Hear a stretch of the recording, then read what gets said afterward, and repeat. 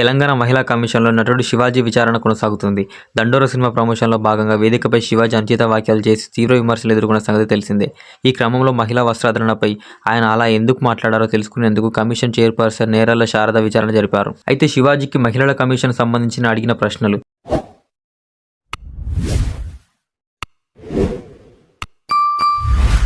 1. మహిళలపై మీరు చేసిన వాక్యాలు మహిళల గౌరవం, వ్యక్తిగత జీవితం మీద ప్రభావితం చూపుతుందని కమిషన్ భావిస్తుంది. మీరేమంటారు? 2. ఒక నటుడుగా మీ వాక్యాలు సమాజంపై ప్రభావితం చూపుతాయి. ఇది మీకు తెలిసే ఇలాంటి వాక్యాలు చేశారని కమిషన్ భావిస్తుంది. 3.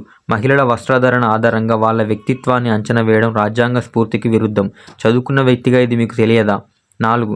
మీ వాక్యాలు మహిళలకు కించపరిచినట్లు కానట్లయితే వాటికి సంబంధించిన ఆధారాలు ఇవ్వండి. 5. మీ వాక్యాలు మహిళలపై దాడులు పెంచే విధంగా ఉన్నాయని ఫిర్యాదులు వచ్చాయి. వీటికి మీ సమాధానం. పైనడిగిన ప్రశ్నలకు శివాజీ ఇచ్చిన వివరాలను తెలంగాణ మహిళా కమిషన్ రికార్డ్ చేసింది.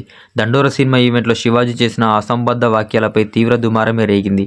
చిన్మయి, అనసూయ, నిధి అగర్వాల్, పాయల్ రాజ్పుత్ లాంటి సెలబ్రిటీలు తీవ్ర అభ్యంతరాలు వ్యక్తం చేశారు. మరోవైపు ఆ వాక్యాలపై రాష్ట్ర మహిళా కమిషన్ ఆగ్రహం వ్యక్తం చేసింది. సుమోటోగా స్వీకరించి ఆ వాక్యాలపై వివరణ ఇవ్వాలంటూ శివాజీకి నోటీసులు జారీ చేసింది. అంతకుముందు తాను చేసిన వాక్యాలకు శివాజీ షరతులతో కూడిన క్షమాపణలు చెప్పారు. తన కెరియర్లో ఎప్పుడు ఇలా జరగలేదన్న ఈ సీనియర్ నటుడు తన వాక్యాలను గాను మహిళల లోకానికి మనస్ఫూర్తిగా క్షమాపణలంటూ మాట్లాడారు.